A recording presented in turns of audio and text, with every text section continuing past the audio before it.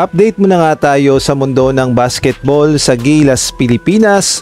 Tuloy-tuloy pa rin ang ensayo ng Gilas Pilipinas at talaga namang seryoso sa kanilang unang laban kontra Chinese Taipei. Samantalang naglabas ng report at ayon nga dito, 4% lang daw umano ang tsansa ng Gilas Pilipinas sa FIBA Asia Cup.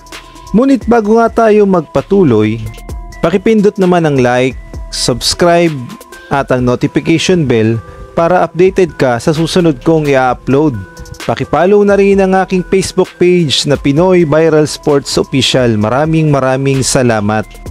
Tuloy-tuloy pa rin nga ang practice ng Gilas Pilipinas dahil sa Wednesday na nga ang kanilang unang laban sa ganap na 2 AM kontra sa Chinese Taipei. Kaya naman wala nang sinasayang na oras ang Gilas Pilipinas at tulong-tulong na sila sa kanilang practice. At dito nga makikita natin na kahit yung mga coaching staff ay tumutulong na rin sa practice ng Gilas Pilipinas. Kumbaga teamwork talaga upang lalong mahasa at makabisado ang kanilang ginagawang game plan dahil kailangan talaga na makabuena mano ang Gilas Pilipinas kontra Chinese Taipei at upang makasigurado na makausad nga sa quarterfinals. At dito naman sa larawan na ito ng SBP, makikita natin na nagsalo-salo sa isang restaurant ang mga Gilas Pilipinas players. At spotted pa nga itong si Jericho Cruz na nakisama at nakikain na rin sa Gilas Pilipinas players. May mga nagsasabi pa nga na baka daw bumaliktad na itong si Jericho Cruz at maglaro na sa Gilas Pilipinas. Samantalang sa report naman ng Fast Break, nagbigay nga ng prediction ang AI o Artificial Intelligence kung sino nga ba ang posibleng magkampiyon sa FIBA Asia Cup 2025. At dito nga ay sinabi ng AI 30% ang tsansa o 32% ang tsansa ng New Zealand, samantalang 20% naman sa Japan, 15% sa New Zealand, 10% sa Lebanon, 8% sa China, 5% sa Iran, samantalang napakababa sa Pilipinas, 4% lang daw na may tsansang mag-champion sa FIBA Asia Cup, samantalang 3% naman sa Jordan, 2% sa South Korea, at 1% lamang sa Qatar.